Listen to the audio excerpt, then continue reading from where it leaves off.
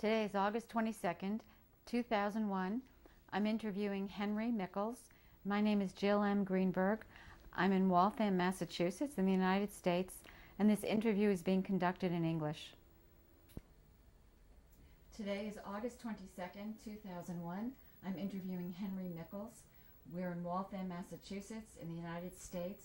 My name is Jill Greenberg, and this interview is being conducted in English. Mr. Mikols, what is your earliest remembrance of growing up in Poland? I remember since I was 10 years old, going to school, enjoying all the festivities in Polish language, including holidays. I remember my mother's cooking, when she used to cook babka. I remember when she was putting the dough in a pot. Me and my brother used to use fingers, used to lick it around because we liked it, the taste so much. There was many food and Polish dishes that I have missed in this world because only mother was the best cooking. Are there any holidays that you remember in particular as being your favorite? Yes, around Christmas time, Easter time, and my mother's birthday holiday, which was on May 24th. And we always got together, tried to buy the mother present. We found the little jobs just to earn some money to be able to conclude those festivities into a closure. What kind of present did you buy her? Well, it was simple dishes, decanters with glasses, wine glasses, and whatever we could afford it at that time. After all, when you're 10 or 12 years old, you don't make very much money. What kind of business was your father in? At the early years, when I was 3 years of age, my father was in a movie business, silent movies, and the name of his cinema was Kino Wilsona. Wilson is the movie was named after our President Wilson from America, who have been visited Poland, and he helped Polish people so much. They named the big, huge park after President Wilson. And across the street was the little movie house where my father started silent movies. He used to buy movies in Switzerland, in France, brought it to Poland, and that's the way he started in the cinema business.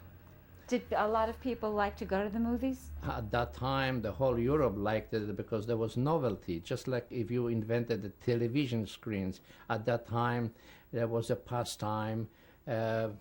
People in Poland walk a lot. We didn't have as many cars as in the United States. So I remember those days, you seen the whole town on the sidewalk. And movies was something, a novelty. I remember Charlie Chaplin, and I remember all those old movies, even Buck Jones. We used to get movies from America, cowboys and Indians, and that was fascinating me. Matter of fact, later on in the future, I used to see in fantasy about the United States of America, how aeroplane landed on the roof, which meant the helicopters. And that always fascinates me. That's why I was so anxious to come to the United States one of these days. And here I am. What kinds of activities did you play as a boy? As a boy, I joined the Boy Scouts. Boy Scouts was part of discovering Poland in greater forests, and we been supervised by nuns and teachers, volunteers during the summer vacation, school vacations, of course. And that was the best pastime of my life because our parents were able to come and visit us. The activities where we were was merely two stations from Poland, where my father could come on a bicycle even, and so forth. So it was great to see our parents together, but for me, that was part of the upbringing. I was just starting to wear from short pants to long pants. I thought I was a man already. What did you study in school? Well, in school, I learned Polish history. I learned about famous people like Copernicus, Paderewski, who used to play piano, Pulaski, who they named bridge in New York after him, Kościuszko, General Kościuszko, who used to fought with George Washington during the civil wars in America. And Poland was admired by United States, and our politicians stayed close to Washington. Therefore, Poland was always like a favor to the outside world. Did you have any Jewish friends while you were growing up? Oh yes, we went to school together. In our building, there was two young boys our age. We used to play cowboys and Indians. Their fathers used to be merchants, and we used to have a kayak together. As a matter of fact, one of the boys donated enough material where we could build a sail. You see, we tried to go across the Warta. Warta was the river that goes right through Poznań. I always remember that. And my activities was to earn a little money, and one of these days we met a fellow who, his name was Herr Schneider. He was a tailor, and he asked my parents if I would like to do some work for him, he would pay me. What he was doing, he was working in his own house, and he has manufactured clothing, parts of clothes and suits and so forth. He made the packages and sent it to another Jewish fellow who completed them. And my job was to take those packages a block and a half to a bus station where the packages were going to a certain destination. And of course, that was one of my part-time job where I earned a little money, and I was able to buy my mother a present for her name's day. And occasionally, I worked for my uncle, which was my father's brother. He was a painter. I helped him carry ladders up third floor floors and paint. And occasionally, I went into learning what the trades was all about. While you were growing up, you were Roman Catholic. And I asked you a little bit before about the holidays you celebrated. Did you ever remember watching Jewish families celebrating their holidays? Oh, yes, yes. And it was heartbroken for me because I had so many Jewish friends. Matter of fact, we used to trade in a Jewish store our uniform for future gymnasium, they call it, which was high school in Poland. My mother bought uniform, and this Jewish merchant extended us a credit. You didn't have to pay cash. Like Polish merchant, you had to go pay cash for everything. We went to this Jewish store, and you pay so much down, and when you already pay, you had the uniforms. And that's the way we were able to buy our stuff, and we were dealing with them. But like on Saturday, when the merchants and the Jewish people had the Sabbath, I seen that a bunch of hoodlums used to throw stones at the church, and that was really heartbroken. I could not understand what hatreds could lead to, and my father told me that they are really Germans instigators. You see, my city of Poznań was German-oriented. My mother and father went to German schools. My grandfather and grandmother were living under Kaiser Wilhelm. And Kaiser Wilhelm, who was the leader of Germany, had his own little theaters and all the warehouses. They used to call my city of Poznań the Speisekammer, you know. Speisekammer is a warehouse of food and all the goodies, you see. And we have great theaters and stage shows in Poland. And my father would save money whole month so he can buy 2 tickets to go to theater. And him and my mother, of course, you see. And What was the relationship between the German people and the Polish people? Well, the Germans were hiding that they were Germans. They were German descents, born in Poland, and they were educated in Polish schools. They become high-ranking officers. That's why when the time come to 1939, they gave the orders to dismantle engines, airplanes, while the Germans came over and start bombing us. Why were the Germans hiding that they were German? Well, they actually were not hiding. They had German names. But the Germans went to Polish schools. They spoke both languages. They spoke Polish and German, the same as we learned from my parents, apparently. But I'm only saying this for a particular reason, what has led to future happenings that happen in Poland. We apparently were getting along with everybody. Poland is a Christian nation. Poland is 80% Catholics, and we would let a helping hand to anybody who crosses our path. And in this world, as you know, we all have to live together, otherwise we'll be isolated. Yeah.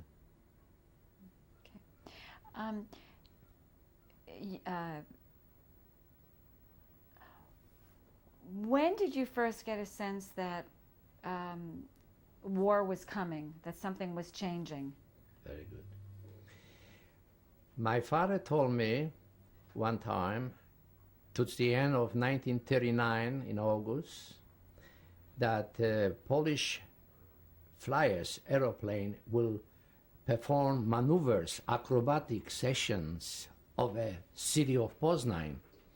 So he took me to the top of the roof. It was a flat roof on a third floor, and we were expecting to see those planes in the acrobatic session. And we seen planes coming in with the Polish emblems on the wings, and we were waving to them, and all of a sudden we hear a boom, boom. They were destroying Poznan. They were bombing our airfields. And my father says, no, those are not Polish planes, those are Germans. You never seen two guys making down to the cellar in 2 minutes. That's the way we sensed at first about something imminent, was that the Germans were coming to Poznan, Poland. And around September 8, we seen the Polish army was retreating, abandoning us, women and children and elderly people.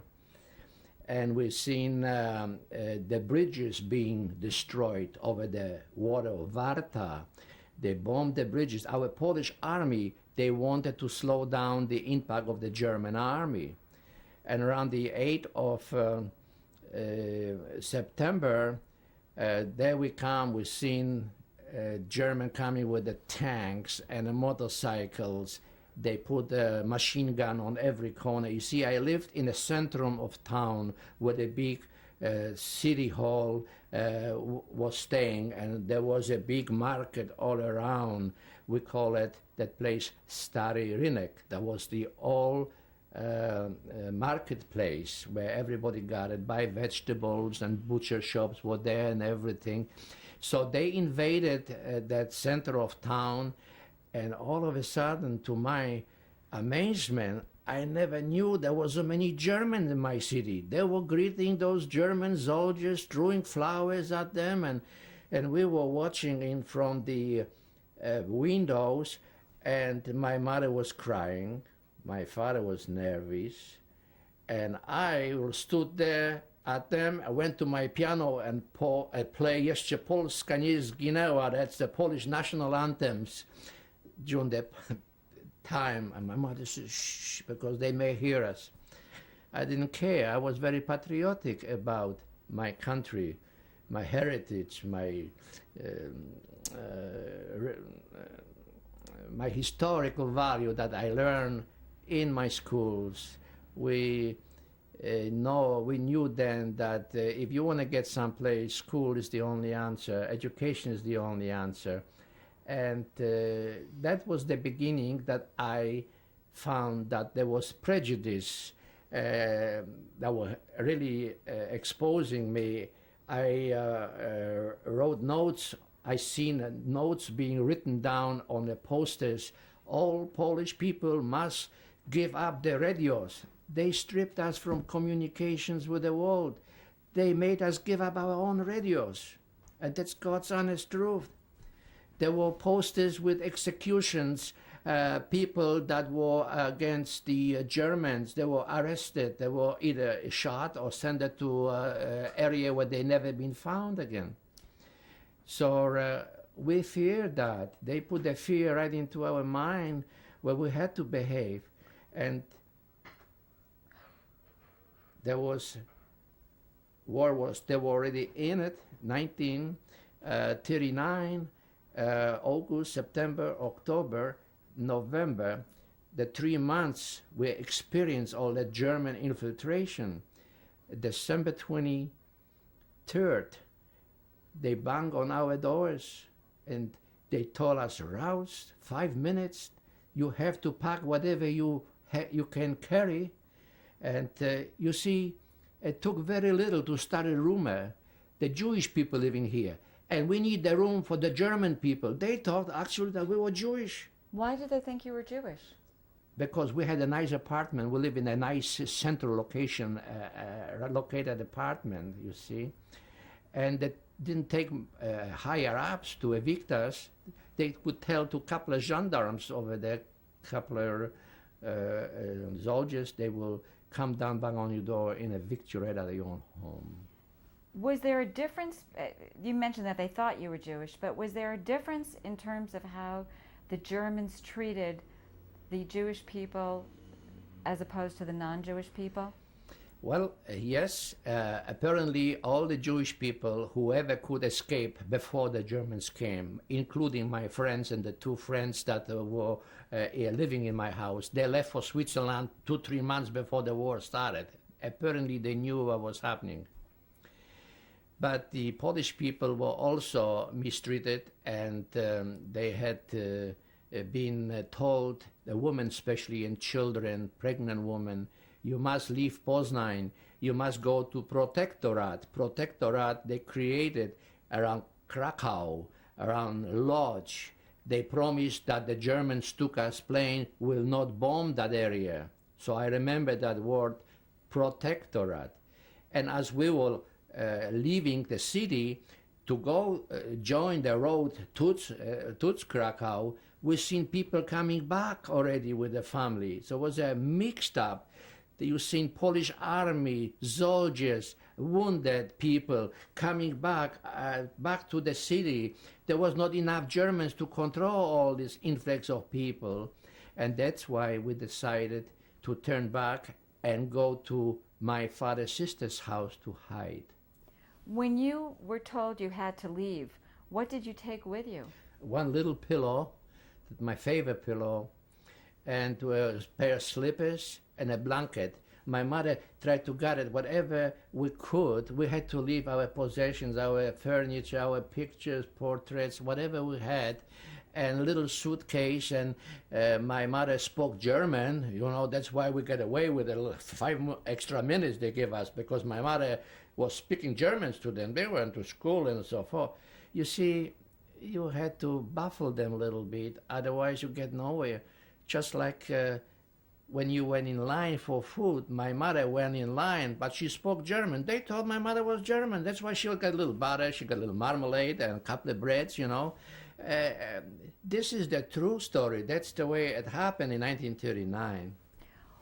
When they came to tell you, your family, that basically you had to leave your apartment because they thought you were Jewish, did your parents try to convince them that they were not Jewish? My parents asked them, why us, why us? The whole block's being evacuated for German headquarters. That's what we understood, they told us. But of course, I didn't hear that, because we were packing things and my mother was still talking to him, and they the soldiers who were there with guns, and you don't give them lips or any excuses, you see. Just raus, mach schnell. That was the expressions that they had, you know. And that was 11 o'clock at night time. We were already sleeping, you know. So the next morning, we were in my aunt's house. She was in charge of a complex apartment. She was a rent collector, okay. She was in charge with the heating system, and that's where my father came in. She offered him a job, but so the Germans know that he's employer here in this building. Without him, the building be cold. So that's the way they didn't bother my father and my mother. But I was next in line. They were looking for youngsters. You have anybody 16-year-olds and so forth? And my mother says, nine. We were hiding. There was from December 23rd to about May, I didn't even go on the street. But finally, when things were tough, we needed bread, I decided to take a venture and go out. When, where was your aunt's house that she was allowed to stay there and you were allowed to go about there? About block and a half on the outskirts of the centrum of a town. Okay. You see, they wanted to control the central town. The Rathaus, which is the city hall of Poland, was very valuable because it's a historical place. The Turks tried to invade it, and they couldn't because they were throwing rocks at them. And I'm talking about in the 18th, 17th centuries, maybe. While you were hiding at your aunt's house, what did you do? Well, we were reading books. We tried to be helpful. We had a little hidden radio, listening to radio from London, shortwave radio, which was punishable by death because at the beginning we already have to give up our radios. So that was the entertainment. We had the little checker games. We had little games me and my brother were playing, you see. We did our own laundry. We had to do the laundry and dry it inside, not outside. And there were not many youngsters walking around the streets. What did you have to eat during that time? Well, whatever my mother was able to scrib and scrape from my aunt, and usually the Polish people share, just like if there was the Last Supper, you know. And my mother used to cook. She go to the market, wherever she buys half of those yellow squash, and she made soup out of that and made some dumplings. And if you're hungry, you eat anything. Yes. Yeah.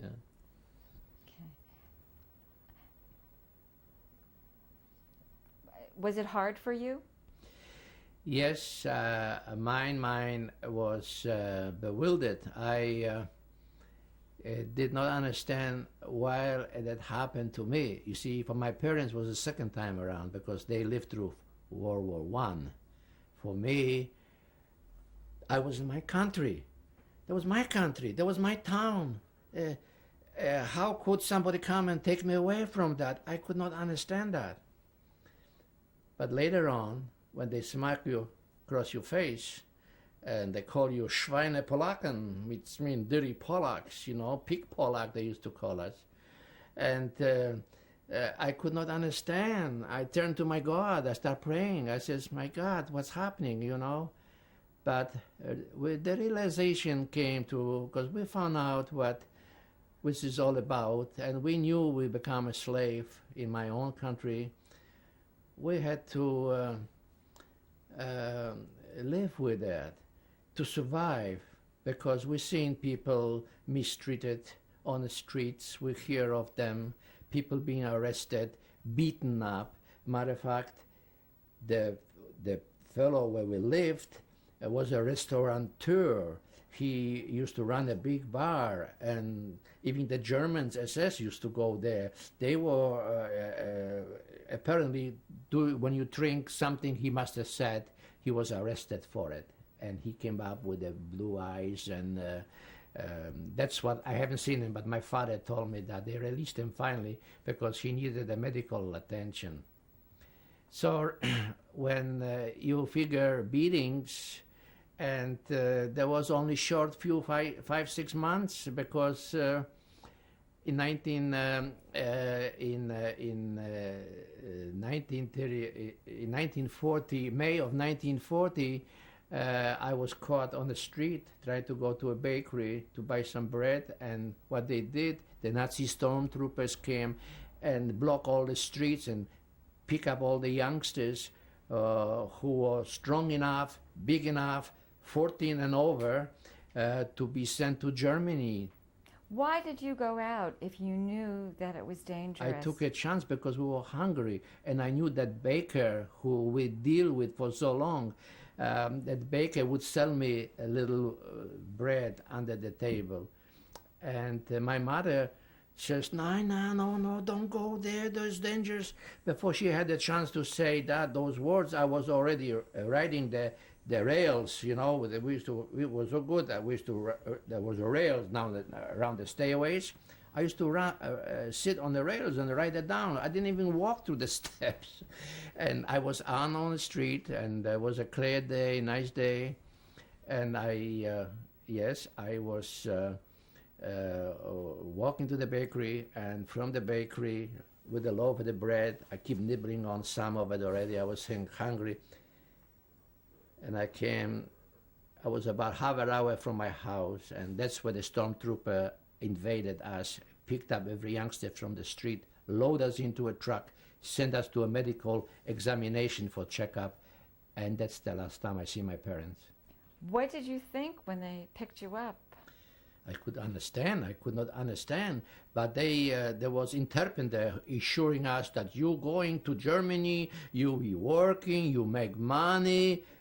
I said, well, can't be that bad, you know. We thought Germany was culture country, perhaps, you know, they will have a little mercy on a younger generation. But with me, I said, well, work. I don't mind working. But I didn't know that I would become a slave. What kind of work did they tell you were going to be doing? They didn't tell us nothing. They took us on a train to Fulda. In Fulda, quarter of a train was unloaded for future farmers, generations. Then the train went to another couple of stations to Alsfeld. And Alsfeld, we were unloaded, and some of them was transported by truck. We were transported by truck to farmers. And the farmers came out, we were there, they used to play lottery with us. They put numbers up, and whoever number matches with the farmer, that's the farmer you went in. We become possessions of the German farmers. Tape 2, this is August 22nd, 2001. I'm interviewing Henry Mikols. My name is Jill Greenberg. We're in Waltham, Massachusetts, and this interview is being conducted in English. Mr. Mikols, what was the first farm or farmer that you stayed with like? But the first farmer, I wind up actually a little town by the name Oberreichenbach, by Hanau. That's where I was taken to the first farmer. When I arrived there, the next morning, 5 o'clock, he banged on my door. He says, "Raus, aufstehen," means get up, And I had only one little uniform, lightweight clothing with shiny shoes. And I came out, I didn't know what happened. He says, "Come and see here, come over here." He takes me to the cow stall. He handles me a wheelbarrow and a fork. He says, to clean up behind the cows. I look at this and I start jumping. I didn't want to dirty my shoes, you know, and he wanted me to clean up the mess. I says, my God, what is he doing to me? But I learned fast when he grabbed me and slapped me once, you know, then I pay attention, you know. Then finally I got different pair of boots and some overalls that he gave me, and I learned how to clean behind cows. Then he took me to a field where he was plowing and put grains in it, because there was in May at that time farmers used to sow grain and stuff like that. And he had a couple of horses. Occasionally he takes me in the woods to to take the trees out of the woods because he was building a new barn. For new barn, the German government used to allow him take so much wood out of the woods, and he had carpenters, and they installed his barn for the harvest. Do you remember his name? Schroeder, I have it written down someplace, but I didn't want to remember his name. He was really no good to me. Were there any other other young Polish boys with you? Yes, there was four or five of us, but four of us decided to run away one Sunday afternoon. So we got a little bread, a little German Wurst with sausage, and we get lightweight, whatever. We had to leave everything because at Sunday afternoon we were able to have spent 3-4 hours to ourselves for supper. And that's why I decided to run away. Right at the beginning, the four of us were running away, and of course I disappeared. They didn't know where I was. We slept in the fields, in the sheds, wherever we could hide. And of course, we went almost at least 100 kilometers away from them. And then one of these days we had blisters, actually we had blisters on our feet and all that. We were hungry, we had nothing to eat. There was more than a week since we were away. And the German police man on a bicycle spotted us. He hit right for us. We tried to run away, but he caught our friend, and we decided all for one, and one for all and one for all for one. So we gave up, and he took us to a temporary prison, and he tried to find out where we come from. But so happened, I received a letter at that time from my family with his new address, whatever his name was. I had a letter that my grandmother passed away, and I loved her so much, and I was heartbroken, and that's what actually triggered me to run away from him to go back to Poland. So we didn't go to Poland. We never made it to Poland because they moved us to another farm. We were so young that they did not send us to concentration camp or prison again. They needed the labor force on those farms because they took the German boys to the army, so somebody had to take that's where we come in. We were taught how to run and work on the farm, on a forced labor, let's put it that way. Yeah. What did they feed you while you were working so hard on the farm? In the morning, they give you a slice of bread with a mousse with jam and a cup of coffee, and that's all was the breakfast. We had to attend to horses and cows and feed them and that, and sharpen blades to sickles to go cut grass, and was all kind of chores. Then around noontime, one of the wife came over with a little basket, and she brought a little cheese and little sausage and little bread. That was like a second breakfast, more or less, and a lunch. It was a lunch, American lunch, let's put it that way. And we worked all day to the sunset. And after that, we came back, attended to the animals, and occasionally they cooked some soup there, and the potatoes with onions, and nothing elaborate that we ate, but it was enough to survive. I wish I had that food in concentration camp. You mentioned that you had received a letter from home, so it sounds like your parents knew where you were. Yes, because when I arrived, I could, number one, we were not allowed to write in Polish. So in 3 months, I had to learn how to speak the German language, copy the address, meinen Vater und meinen Mutter, alles ist gut. 3 words, everything is okay, you know. And I have my address of my aunt to Poznań, and my father tried to write a letter to the farmer because they spoke write and read in German language, so they tried to butter the farmer a little bit so he'd be good to me. Well, that didn't actually make much influence. So when I was caught and sent it to another farm, Untersorg. Untersorg by Alsfeld. That was the address. And this farmer's name was Heinrich Eifländer. He had 2 daughters who worked as a family affair, 2 daughters, and it was a German boy who was going to the army. I was his replacement. That's why I know that's what they were doing. Then they had a couple of girls, Arbeitsdienst. There were German girls who volunteer work on a farm to keep the farms going. You see, those farmers, everything was registered at that time.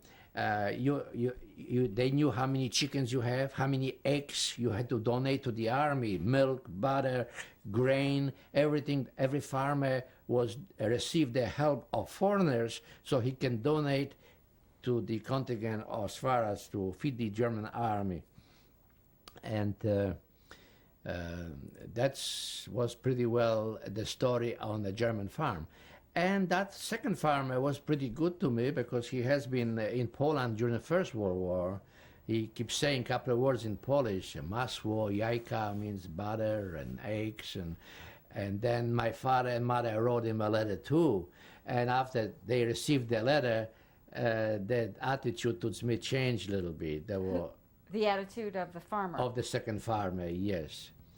And I wanted to go for vacations to Poland after 1 year. He promised me when 1 year you work here, we will see what we can do for you. But that was 1940, and I worked to him for a year and a half. And when he tried to give me vacations or holiday, the German government says 9. You're supposed to Arbeit, working in Germany. So I was broken-hearted again and so forth, and I did keep in contact with my parents. And all of a sudden, what happened, working for the farmer at nighttime, he puts on the radio the German news. All we hear about the German, that is how many ships they sunk, British ships and all that. And even my farmer was laughing and shaking his head, you see. But then, while we were making those in the living room, we were making brooms from the horse's hair and stuff like that. That's what he taught me, how to make sweeping brooms. And then he went to bed, so I kind of sneaked in. I turned another station. There was shortwave radio. I picked up a station from Milano, Italy, in Polish language. And that's why I hear the language being spoken in Polish. I knew the preparations of invasions on Sicily. All those news, I used to make a little notation, and I used to share that with my friends, but later on I learned to memorize it. And the friends I met, I spread the news among them that the war, it's near, perhaps we'll be free soon. There is other countries involved. You mentioned that even the farmer would listen to this news of supposed German victories and would shake his head, and you sort of indicated, knew it wasn't true. How would you know that it's not true? Why didn't you think it was true? Well, he told me that. I hear in conversation, because by then I picked up the German language. I could understand much more in a few more months than I've been there after all for almost a year and a half to 2 years. And when they invaded Russia, I was still working on a farm, and my farmer says to his wife, "Der Krieg ist verloren." The war is gone when he invaded Russia, because he knew what Russia was all about. The German army was not prepared to fight Russia. Maybe they were prepared to fight the Russians, but they were not prepared to fight the climate in the wintertime. Napoleon made the same mistake. He had to leave Russia because of the weather, you see. And I seen and hear of German boys coming from Russian front with frozen noses, ears, and stuff like that. And that was shortly before that, that I was on my merry-go-round spreading propaganda. They caught us outside the town. There was a curfew in the town. We had to wear P, P. What does P mean? Polish. you Ukrainian, are Russian, Gypsy, Tsigoyne, yeah, Gypsy, and Jewish were wearing stars. You see, even though we were not in concentration camp, but they already made a mockery out of us. They wanted the other Germans to know who we were, what Icelander, they say, what type of foreigners we were, you see. Were foreigners from different places treated differently? No, there was one statistic. You either work, you behave. If not, you go either to prison or you disappear. You didn't know, nobody hear of you. That's what happened to me. This one Ukrainian mentioned to this German policeman that I was spreading propaganda against the German government, listening to radio broadcasts and telling others. So that's why I was arrested for more or less espionage and spreading propaganda against German government, like self-proclaimed underground. That was me. Where were you actually when you were arrested? On a farm. They were waiting for me. They gave me the Last Supper there. They gave me coffee and a German Kuchen that I liked. And You mean, when you say they, who is they? the farmer, the farmer's daughter, they put everything on a table, so I had a few sticks of Kuchen. But I felt something funny because they were not the same. They gave me the food and they disappeared. After I ate the cake and the coffee, my farmer says there's somebody in the living room wants to talk to you. Oh, so I'm walking in there. There is the guy, the Stadtpolizei with a helmet around it and this gray uniform. And he says to me, do you spend lots of time in this room? I says, yeah. What are you doing in this room? I says, I make brooms with my farmer, and what else? And I'm listening to radio. I says, yeah, but when he mentioned radio, a chill went through my spine. I knew what he was after. And he says, what hears you? What do you hear on the news? I said, Shine music. When I told him Shine music, he grabbed the walking stick and hit me right over the head. I seen stars. And I looked at him like I didn't know what he was talking about. So he repeated it one more time. He started hitting me again. I started screaming. My farmer tried to come in, help me a little bit. He was confused too. He didn't know he's going to be shellacking me like that right away. And that's when I get nervous. I says, Ich bin nicht schuldig. I'm innocent. You know, I speak in the both language. I says, you know, and I mean in German language, that's was nicht true. That this is not, it's not true. This is nicht wahr. This and that. I keep saying it, you know, and keep looking at me. And he look at the farmer. He says, look at him. He looks like a milk and honey on the face because I look so pretty. I was a boyish guy, and I ate good in the farm, on the second farmer, so I was not undernourished. So naturally, he come in, took his handcuffs, and he handcuffed me to the back and come on to the train station. We marched to the train station, and I says, what's my future? Even then I tried to escape. When he took me overnight to Alsfeld prison, there was that I wasn't handcuffed, but I was in the cellar. There was a little window there. I tried to break the open. They noticed that somebody tried to open those bars to escape. Well, I didn't manage. I didn't have the strength to escape. So finally, in the next morning, I was on a train to Gießen. Gießen was a big prison. It was the headquarters of the Gestapo. And that's where they interrogate you. For the first 2 weeks, they didn't even call me. I already forgot about it. I said, perhaps they will never touch me. And during those 2 weeks, what were the conditions where you were held like? Well, there was a cell of about 12 by 15. There was about, not lying, about 15 to 20 prisoners. We had to sleep like herrings, side by side, leg between legs. And the place was deplorable. There were bugs walking, crawl, bug beds, and everything was walking on our walls. And even then, we had a certain humor. one guy put the line over there. He says, "You have a cigarette, whichever fly you bet on it." And we made the races with the flies. They were crawling to the line. Whichever fly crossed the line, you are the winner. And you get a couple of packs of cigarettes for it, you see. I mean, the humor you could not lose in prisons or other camps, because you become depressed, depression sets in, and that's no good. You had to still have a sense of humor, because we used to make fun of those Germans, the uniforms, the way they were dressed with those stupid hats and all that. So what were the hygiene conditions like? the what? What were there?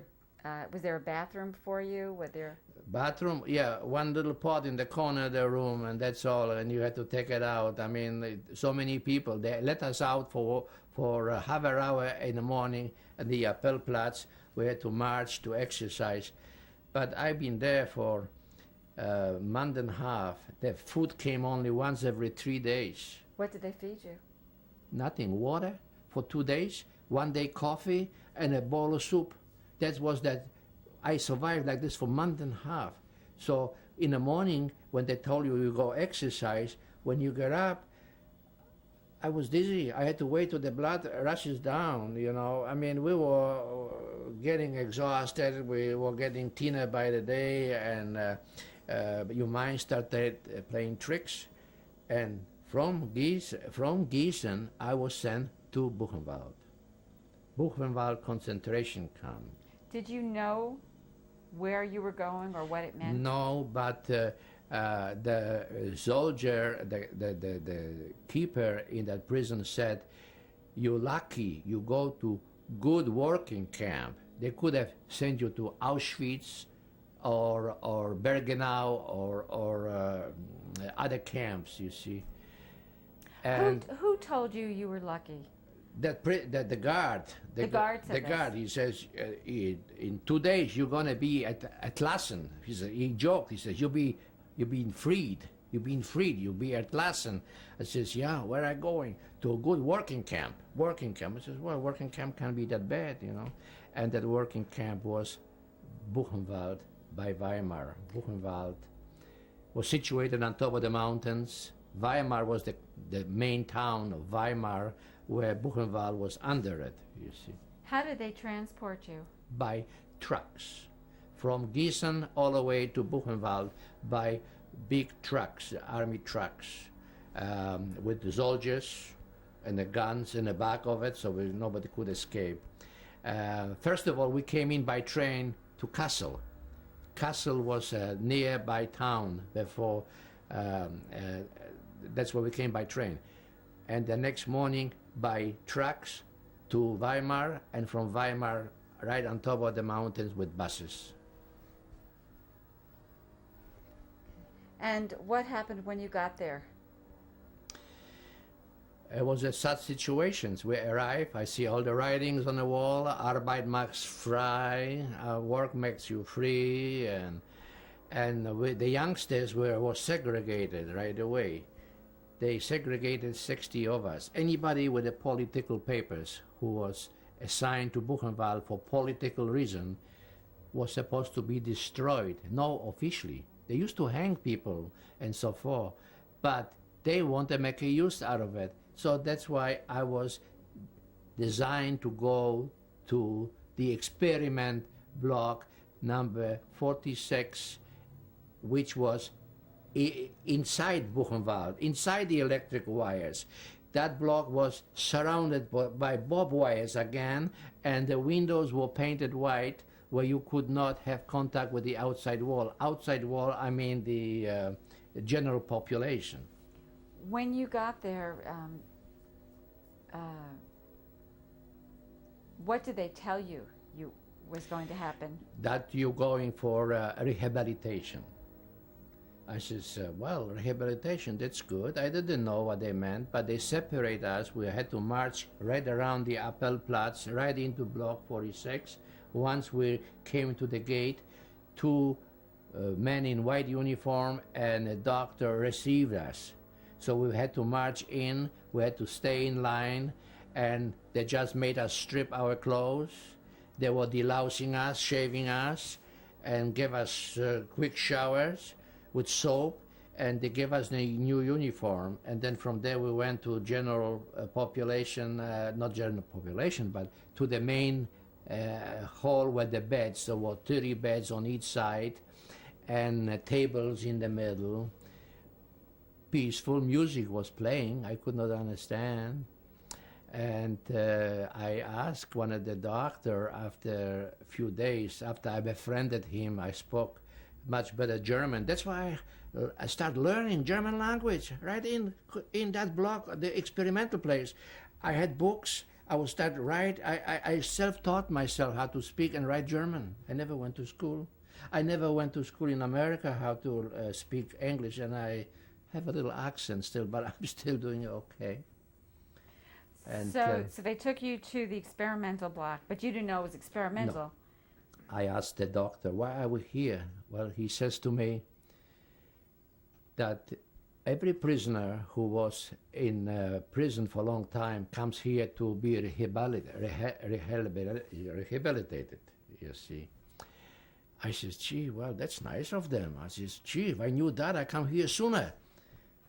But I did not know that after 10 days, they were going to start feeding us with pills, spoonful of pills, some kind of pills that we had to eat, and eat porridge or farina. That's what they was, to eat farina, to swallow those pills. Twice a day for 2 days, we've been subject to eat that. What were you told those pills were? There were vitamins of some kind, a good nourishment with the food to get rid of the diseases. And what kind of food were you fed besides the porridge? Well, we had, we were fed twice. We had breakfast in the morning, and we had porridge and haferflock, and what they call it in American language, the grain, white grain with milk, not farina. Wheatina? The others, the guy. But porridge. Porridge, yeah, porridge, whatever they call it, yeah. Well, I forgot the name now. Funny, I forgot the name.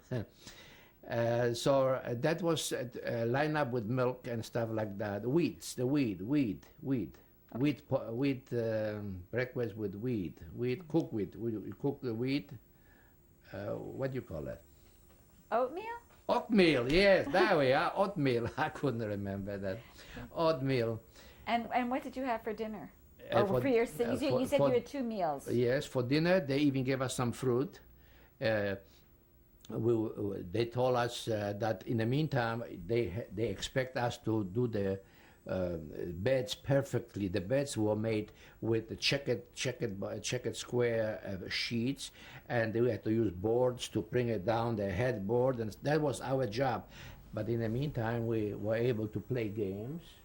What kinds of games? Well, games, stakes, pyramids, cards, dominoes, checkers, not dominoes, checkers, checker game. The Russians were very good. The place that they took us, 60 of us, was various nationality. There were Germans, Czechoslovakians, Russians, Polish, even Germans. So you see, the experimental place was designed for any nationality. If you were politically inclined, well, you were doomed for that. Did people become friends with one another? Oh, yes. In concentration camp, you all become friends. We maybe different nationalities, but the only difference between us was the different numbers that we carried, you see. Yeah. And you said a few minutes ago that you were fed these pills, yes, and you thought they were vitamins. Yes. And what happened? What happened? The third day, the dinner come late. I mean, the supper come late. So we ask questions. What happened? We're getting hungry. We're complaining because our stomach starts stretching now. See, we want more food. And they said, well, the dinner we late. Something happened in the kitchen. The cook spoiled it, whatever. But it will come, But in the meantime, he says, they brought us big bucket full of cold potato salad. Cold potato salad. German cold potato salad. So they gave us a spoon each, and we start eating it, And as we ate the whole thing. But we didn't know that typhoid was the ingredients in the potato salad. Typhoid. So between the pills for 2 days and that cold potato salad, they give us the germ of typhoid. They were not injections, or like some people say, that we receive our typhoid through food. And within 2 hours, I struck my hair and I was hurting. My forehead was hurting. And I was getting chills. And everybody else, we were like soldiers becoming sick automatically within 2 hours. Okay? And of course, we began to realize that there was little more to it than them just giving us late supper or pills as a vitamin. Each of us started to get angry, and some of them, due to the fever, they start exploring. And matter of fact, I seen one man hit a couple with Hygiene Institute, and he turned around, bent him, give him injections, and I seen his body stretched, and that was the last of him. They have who was giving the injections and who was the fighting? couple of the Hygiene Institute was the high prisoner who was a high doctor in the experiment place. He had another doctor under him by the name of Walter. Then he had 2 helpers with the uniforms who deloused us. There were the only 4 people in this block. But that block was supervised by the SS uniformed doctors who have supervised that. They have to report it to him, like I'm reporting to you, okay, whatever happened there. Okay. This is tape 3 of our interview with Henry Mikols. Mr. Mikols, you were talking about the experiment. Yes, I like to stress the fact that the experiment block, whom doctors were working, were actually German prisoners with triangles and numbers. And of course, they had more authority than any one of us, because they were designed to perform the experiments on us. And there were different various experiments which I could not even begin to come into it, because I only speak about my experience. When I was sick, I seen people get high diarrhea, so was I. My pulse was going down. Other people had screamed, and they were, like I say, having a diarrhea, having a high temperature. I didn't have that diarrhea, but I had high temperature. I hear only music playing in my ears. I don't know where the music come from, unless they put the Strauss waltzes and all that during the experiments to ease our pain. That doctor that come check on me, my pulse were going down. He worried about that. High temperature, he worried about that. And I says to him, "Doctor, could you please do me a favor?" He says, "Yeah, what?" I want to write a letter to my mother and my father. And he took a pencil and piece of paper, and I says, "Dear," in German, dear mother and dear father, I don't feel good, but God wants to take me with you. Since I'm Catholic and I believe in the religion, I have turned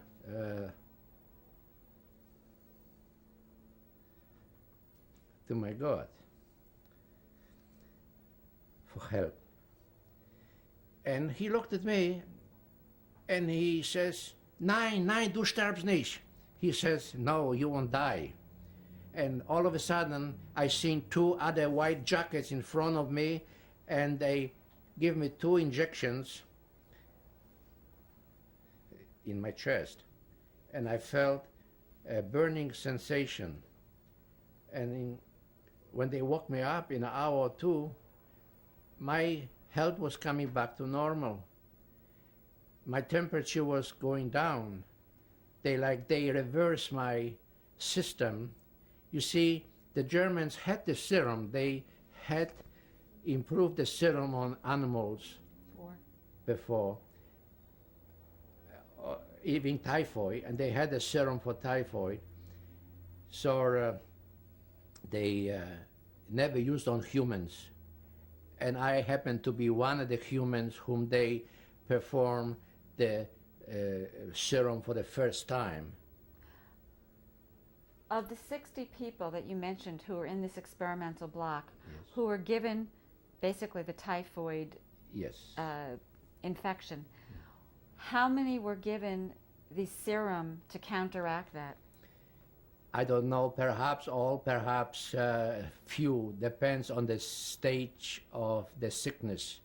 You see, there's complications with every temperature. There's people, I suppose, that have they may be sugar diabetes, they took those people from prison. Who knows what other illnesses they may have had in their life. I happen to be young and very strong. Maybe my heart was so strong that I survived this certain type of high temperature. And they revived me. From 60, only 8 of us survived, because as we were leaving later on through the gates, there was 8 of us I counted on it. And that number is always in my mind. And of course, after the experiment, during the experiments, every bowel movement that we have done, that was specifically done in prospective with this wooden stick and on special containers, and that was sent to the German laboratory in Berlin. I even joked to my friend, I hope they serve this to Adolf on a platter. So we were supervised as far as the typhoid was concerned, because actually I feel that they developed the typhoid serum on my body, or improved the typhoid serum on my body. But right after the experiments, we seen the SS men doctors were coming in. I never seen them before, but they looked like they were outsiders. I wouldn't be even surprised if Mengele was among them, because he was in that type of experiment. When I read from, in the books from history, that he even tried to change the pupils of a young children's eyes. He had performed experiments on muscles, women. He did perform many experiments in his life. One of mine happened to be in the typhoid, and the typhoid was improved. And then I was asked by the SS, "Do you know why you here?" I says, "I play Greek." I says, "No, I came here to be rehabilitated." "That's right," he says. "You don't see otherwise." They opened the window, they showed me the chimney of a crematorium. I was forbidden to talk to anybody about these experiments in Buchenwald. That's why that place was so secretly guarded. I would not say it to anybody, but I didn't have to. I came out a day in August. All the people that work on the constructions outside in the sun, they look Spanish comparison to me. I look like a milkman's son, you know, white, because I haven't seen sun for almost 2 months. You mentioned that when these other doctors came in, they looked like they were from outside. Yes. What was it about them that made them look different than the doctors you had seen? Well, they came over, and the other prisoner doctor was explaining it just like you in normal hospital. The records was there, the name, and there, you look, their way of salute was, you know, shake their heads only. It's a typical German, you know, either they do that with the heels, you know, or Heisig, or whatever. So to us, they were kind of mild dispositions, because they got out of us what they wanted. The doctors inside, or the doctors outside? The SS doctors. Of course, the prisoner doctors, the German prisoner doctors who performed the experiments on us, they were relating our experience to them. And they were the ones that continuously stay in that place for other particular experiments. So okay. I consider myself lucky that I went just through the typhoid. I could have been going through who knows what, germs. What happened after you recuperated from the typhoid? after the time for recuperation, they fed us again with good food, and finally they said that we will be released to the general population. And that's why I was assigned to Block 16, where I received stripe uniform. I had to leave my uniforms in that building because that belonged to there was a hospital uniform. We were getting jackets, not the one that's in the paper. I had another jacket before that, and a uniform with a number, and I received number 2636 with a triangle and a P in the middle. And I look at the number, I said, wow, a low number like this. I seen the other numbers, 26,000, 30,000, 32,000. I was proud of that number because I says, the smaller the number, the longer you are in concentration camp. And I just arrived, you know? So my first assignment... Well, if you had just arrived, how was it that you received the lower number? Why was that? Well, if somebody dies or goes through crematorium, well, they just, statistically, they use your number, they give you the number from the one who died. Even then, they will try to wipe out the populations. They didn't want to reveal how many people died. They kept a statistic as far as numerology was concerned together. So then I was assigned to Block 48, I believe. There was a big warehouse where when the new prisoner comes in, the clothing they were stripped from the civilian clothing and they will receive striped uniforms. Okay, those clothing, they say they were going to be deloused, which they were. But from the delouse, those clothing were sent to a warehouse. And there were another couple and four men in charge of that. But I seen with my own eyes. I seen two guys ripping the clothes apart. I says, what are they doing? Somebody's clothes. I was conscious about it. I says, you have no right to tear somebody's clothes in. They were looking, when the Jewish transport come in there, they were looking for gold and diamonds sewed in the clothing. This is the way the black market started in Buchenwald, because they had gold and diamonds in Buchenwald, which they were able to do business with the German soldiers who brought them other goodies from the outside. When you said they? The prisoners who were in possession of diamonds and gold or coins or other valuable things that they were stripped from people who may be well-to-do, who had hidden things. And what did they trade them for? For alcohol. One friend told me, and I seen it, they received a bottle of brandy in a hot water bottle around the belly. Even the German soldiers were controlled from contact to go through the gate, but they smuggled that stuff in. They even smuggled nylon stockings for their sweetheart. They were a bordello. In Buchenwald, they had a bordello of 18 women who were in charge of all the political prisoners who are well working and behave, and they stay out of trouble. They were able to go for 1 mark, 1 German mark. First they had to go to the hospital, they checked the throat, see if they have any lice, and then they were able to go to you had to actually report at your block, any block where you live, that you want to go zum Puffgehen. I want to go to to this particular house, with the woman. What was it called?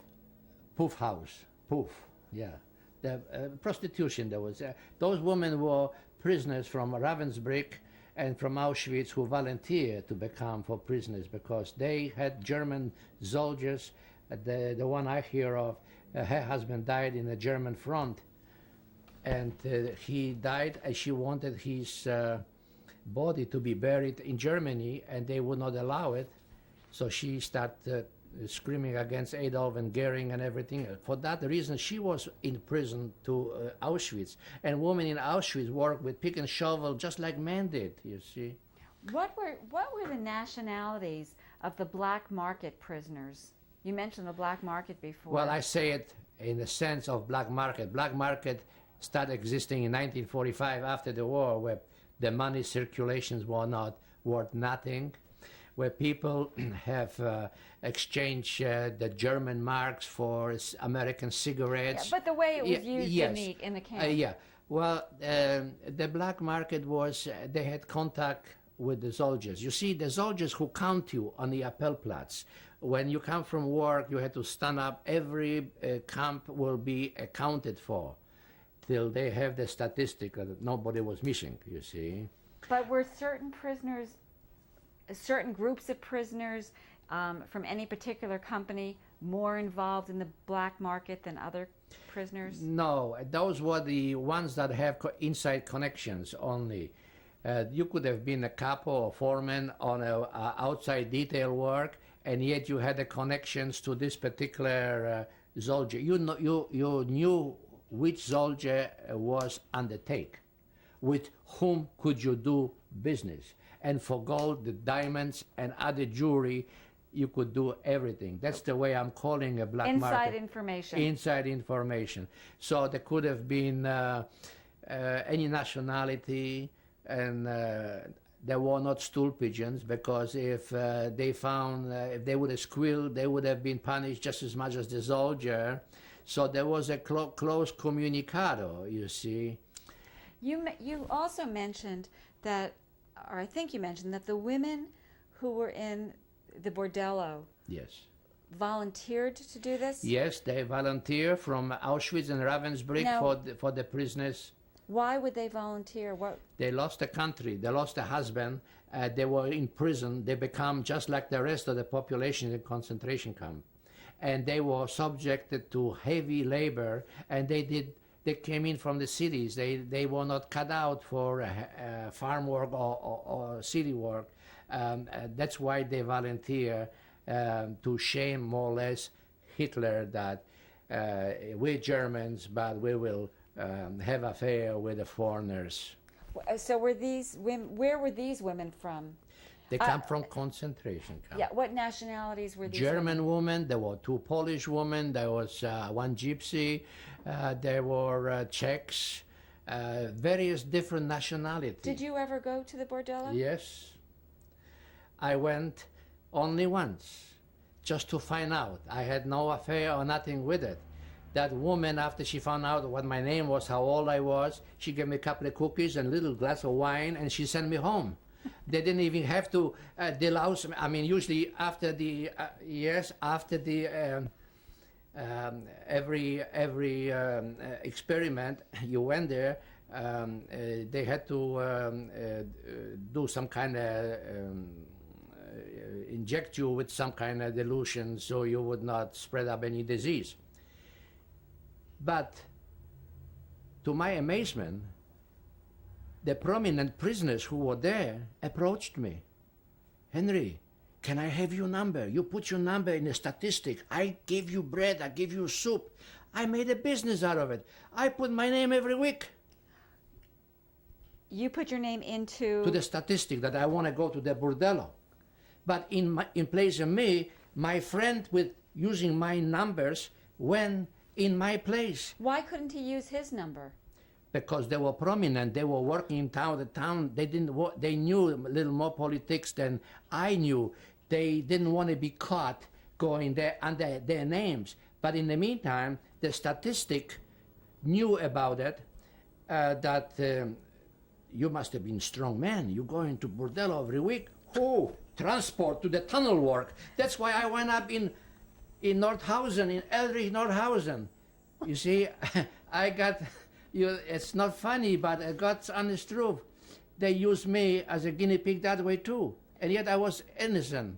Okay, what did these other prisoners who did not want to be known for going to the bordello, what did they give you when you'd...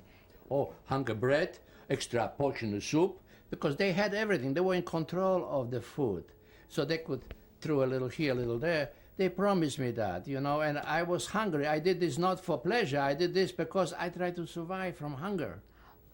Were the women in the bordello Jewish and non-Jewish? Were they all kinds of women? Well, I don't remember. You see, in those concentration camps, unless they delouse you and find out who you are, suppose you delouse you and they see you were circumcised right away, you become Jewish. If you're not, well, you get away with certain things. But then they expose you to homosexuals. There was homosexuality in concentration camp. If you're a young boy and so forth, and somebody starts smiling at you, you know you better stay away from him because he's after you. And they promise you candies and others. They try to bribe the young children. They become you big brothers, so forth. Okay, and those were the circumstances in concentration camp. Maybe some of them were not homosexual or perverts or whatever, but they become, after so many years with no women and with being incarcerated or come from different prisons. You see, Buchenwald was a central concentration camp where people from different camps come in, and portion of them was shipped to the other camps. That's where Elrich Nordhausen was created. The tunnel work I work in, they were made for the V1s, V2 rockets that were hidden in those tunnels. Those rockets whom they were used against England. Okay, so that's why the tunnel work we were helped build. I mean, they had German masters who the major drill lessons of. We were just cleaning up with jackhammer, but actually the jackhammer was keeping us warm because the pressure and the vibration kept us warm. That was in the winter time working in the tunnel. Where did the tunnels go to? On the mountains, they have shafts, air shafts. They were drilling those tunnels in through mountains area, just like you see in Colorado area. You see train goes through mountains, right, through tunnels. Well, that's the kind of tunnels that we were working on, and the Germans used those tunnels as a hideaway, stings probably that they stole from Europe, from other parts of the country, possessions, museums, and so forth. Those amber room from Russia, for instance, they're still looking for it.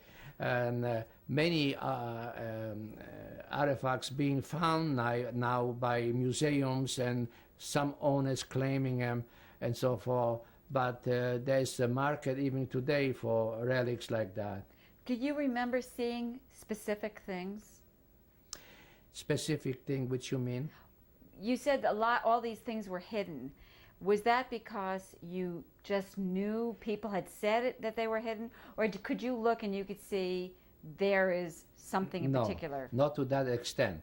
But since Nuremberg 1945, in November, when the Nuremberg process started, I learned from England, from those processes or through TV. I learned about those artifacts from the history channels and so forth. And that's what that's even they're talking about it now, about the possessions of the museum pieces. Yes. So you were working in the tunnels. Yes. And every morning we were transported by the train. There's the two stations. I mean, a few miles outside the camps, where they put us in a carloads, trains, and after we receive our breakfast, that's what our bread, piece of bread and camps. And that camp was getting skinnier and skinnier because food was scarce and scarce. And we went to work in the morning, and they brought us back with the train in the evening, you see. But we were in a concentration camp with barbed wires, electrify also, just like Buchenwald was. And at one point, cannibalism was existed in Elrich Nordhausen, because there were no crematorium. They were putting the bodies who died on a pile, they put them in kerosene, and they were burning them that way. Some of them were transported to major concentration camp like Buchenwald, where they had facility. But some of them who they could dispose, they would dispose in a pit, in a fire pit. Well, apparently the second shift who worked there, they discovered in Elrich Nordhausen that when they turned the bodies, they had the hinds missing. That's why that was reported to the headquarters down to the commandant, and they set up a trap, and they caught those two men who were cutting the meat from those human bodies, selling that meat for exchange of cigarettes in pretending they were meat from outside import. Who were these men? Prisoners like myself and others, ordinary concentration camp prisoners. How did you learn of this? How did you hear of this? I was there. The commandant put a couple of barrels in, and they stand those people right on top of the barrel so all of us can see. They told us that they the ones that eat human beings, that's against the religions and everything. They should talk about religion. Look what they did to us, you know. So that's why I like to stress this fact that the cannibalism has existed in Eldrich-Nordhausen. Then come 1945, because I spent a year, almost a year and a half, almost in Eldrich-Nordhausen, the rest before in Bergen-Belsen, in Buchenwald. Now, when the Americans and the British were pressing, the front was coming near. The last couple of days before that happened, they summoned the whole camp. They gave us a little can of meat and bread for 4 prisoners. They load us into the freight trains, and they locked the doors and they sent us on a death train. That was the death train trip.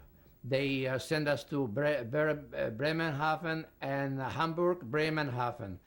And since they could not go further, they were transporting us during the daytime. They wanted the Allied, the friendly fire to bomb us while we were on the rails, you see.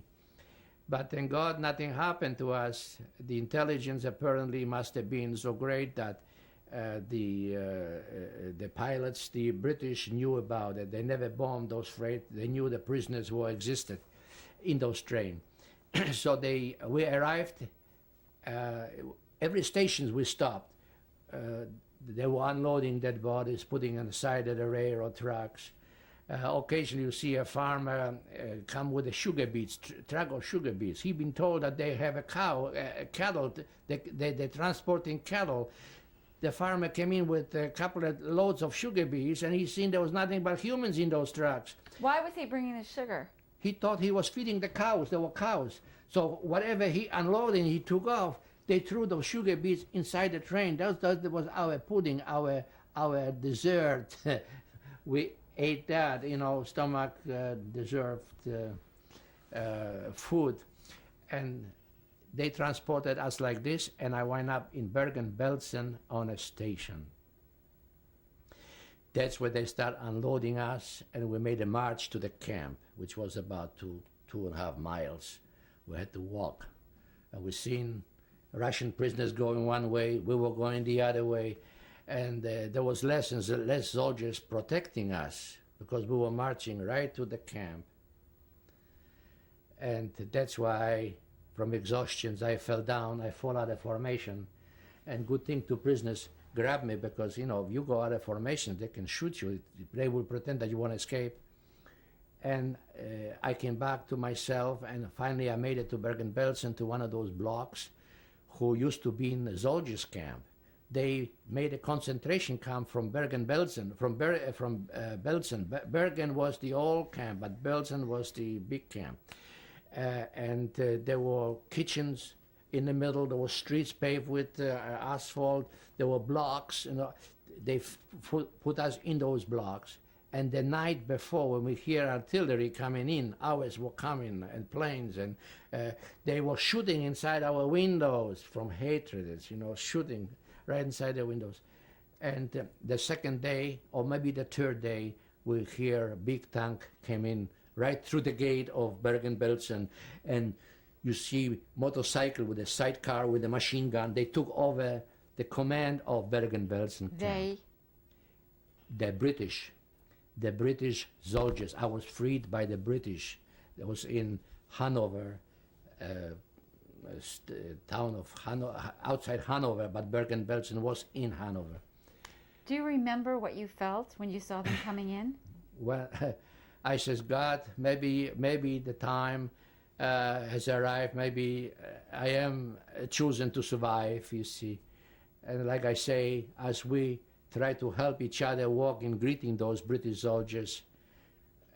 We got together, we were spread up with cigarettes and chocolates and by the British soldiers in their striped uniforms and the notice. I weighed 80 pounds in 1945. 80 pounds. We'll stop the tape here. This is tape 4. It's August 22nd, 2001, and we're interviewing Mr. Henry Mikols. Mr. Mikols, you were just telling us about the British coming and liberating Bergen-Belsen. Yes. Never forget the moment, the moment that I cherish for my life, actually. When I seen them British coming in, taking over the camp, we thought we were free already. But to my surprise, we were still under the German guns in concentration camp. Even when the British had come? Yes. All they did is disarm them from the ammunition. All they gave them is the white band around their hand, so they give up the authority over us. But they wanted there was a temporary thing. They wanted us to keep the control of the camp, because you can imagine how much hatred was against the Germans. I'm sorry, who wanted who to keep control of the camp? The British. There was not enough. There was the first phase of the British army coming in and free the concentration camp. But you must understand there was a chaos in concentration camp in Bergen-Belsen. There were people who hate people. There were Germans in there. There were all nationality. There were capos who have mistreated prisoners. They were taking revenge on each other. There were food shortage. They tried to run into those hospitals who were German hospital with medicine. They were drinking. Some of the people were drinking medicine as alcohol. They would drink perfume, anything that had alcohol, especially the Russians, because they're straight vodka drinkers anyhow. But they, Hoffmannstropfen, there were little injections to boost your blood. They were drinking that. Many got poisoned. Some of the people who put their hands on a greasy food, they died from diarrhea because their stomach would not take it, you see. And there was not to the third day that the Red Cross entered Bergen-Belsen. The third day they arrived in Bergen-Belsen. And they take over. They created a temporary hospital. And they had volunteers, even German nurses came there from Hanover.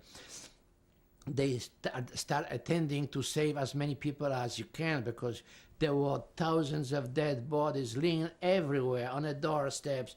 People who tried to get into the canteen of the warehouse, they were shot by soldiers before the British came in. You know, there were.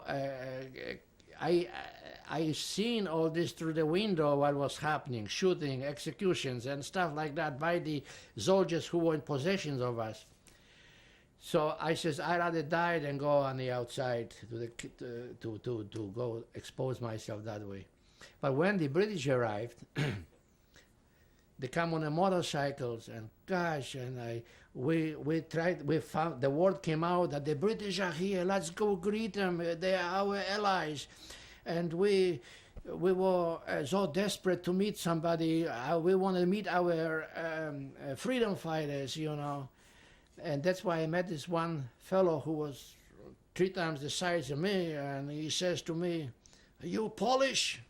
And the other fellow says, "Well, jak dość to zapole." It means he thought he asked him if he was smoking cigarettes. And the other fellow, prisoner, says, "If you give me cigarettes, I will smoke," you know. But then finally we got together.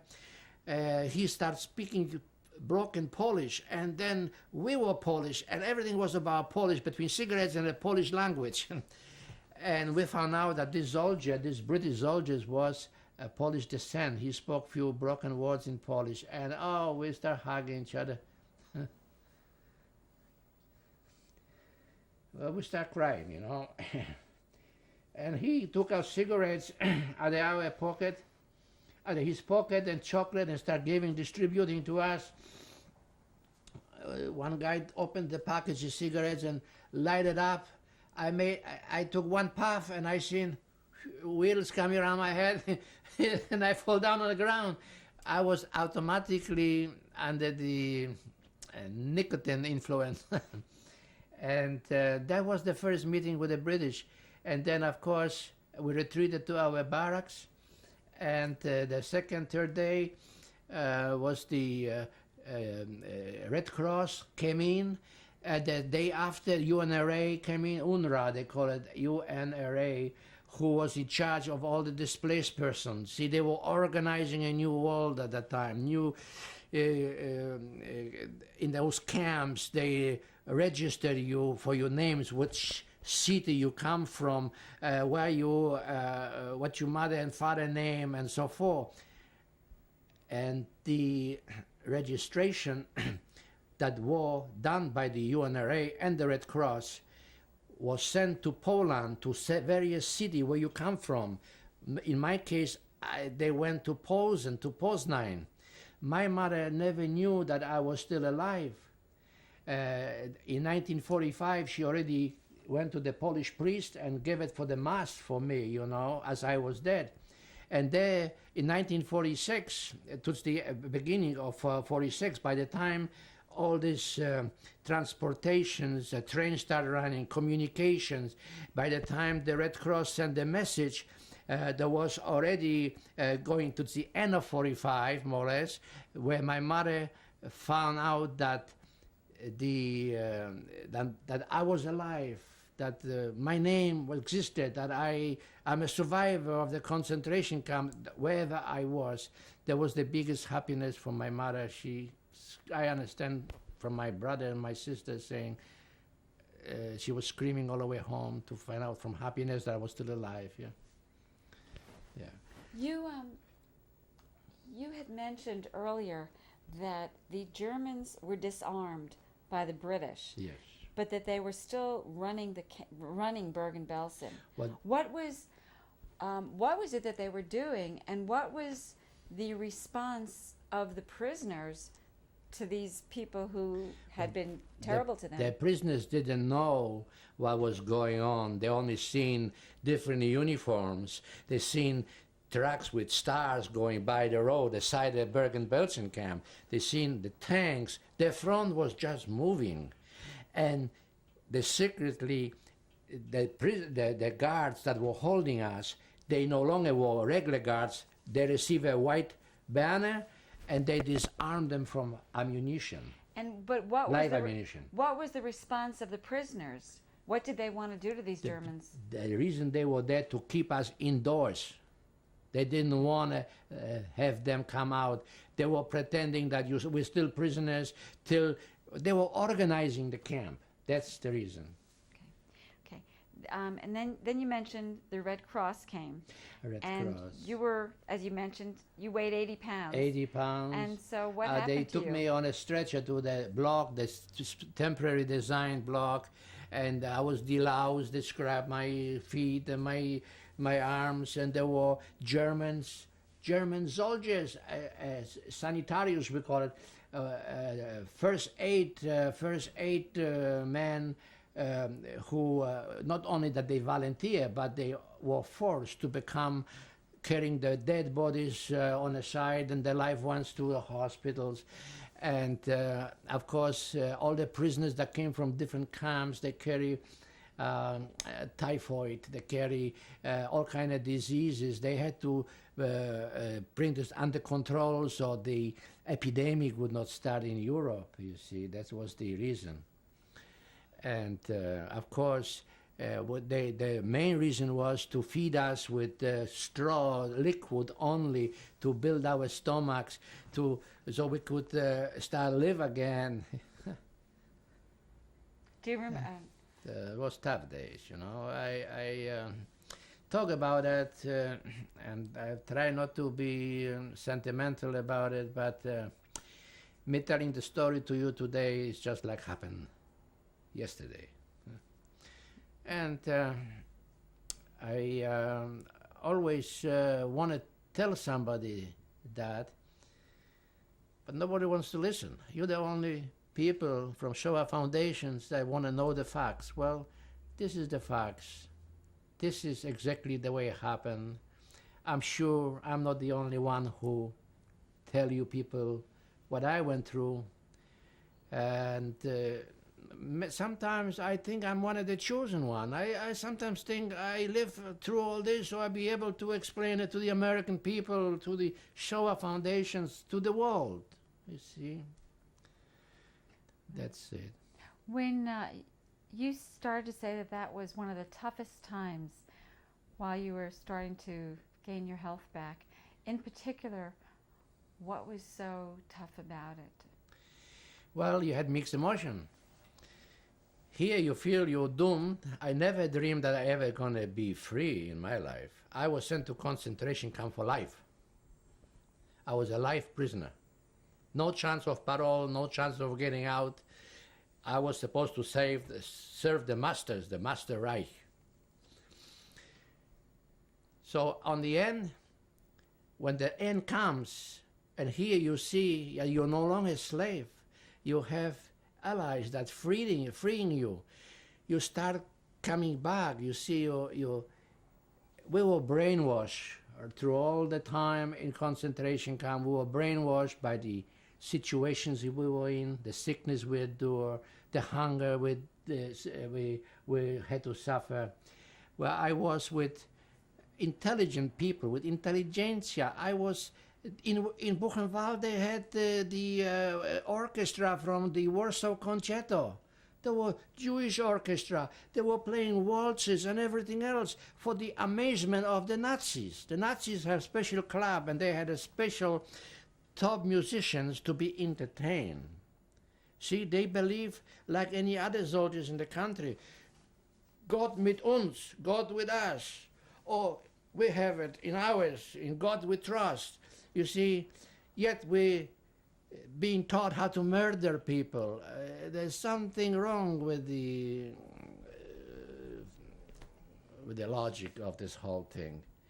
But I found myself began to get my Librium together and dreaming about that I am free. I tried to pinch myself, make sure that it's true, that it's not just a dream, you see, that we are being freed. And when we seen Red Cross with the banners and speaking English, I knew they were not German because I could not speak English at that time.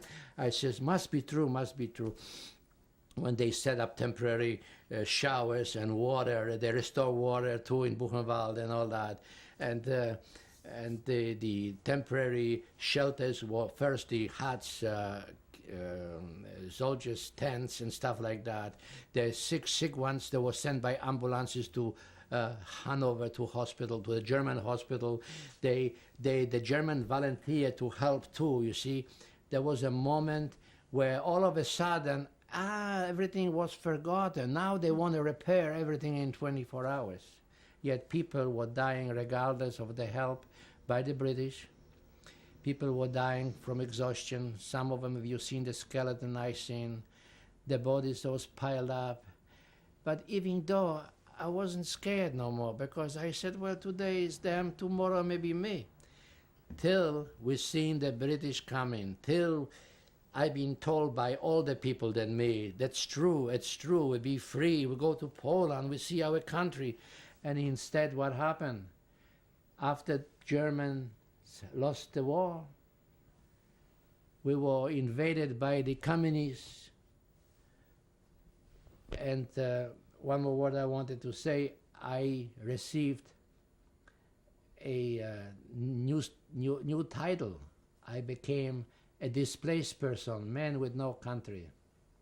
It took me all those years, to 1948, I left Germany for England. In England, I wasn't a British subject. I came to the United States. I had to wait 5-6 years to become American citizens. All those years, from 1939 to 1959, I was a displaced person, man with no country.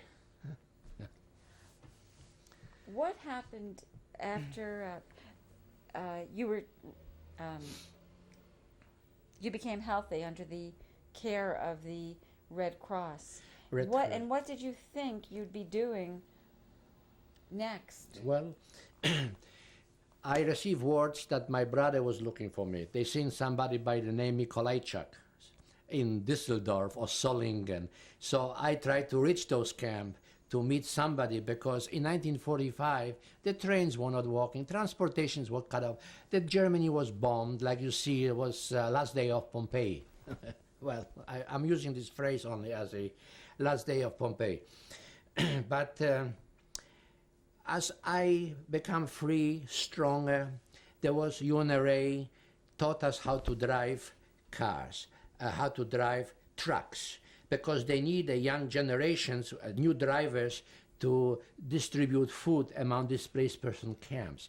I learned how to drive Austin ambulance with the Red Cross. I was driving one of them. I was taking two or three women with children to Bremen and Hamburg, to the Polish ships, people who were going back to Poland.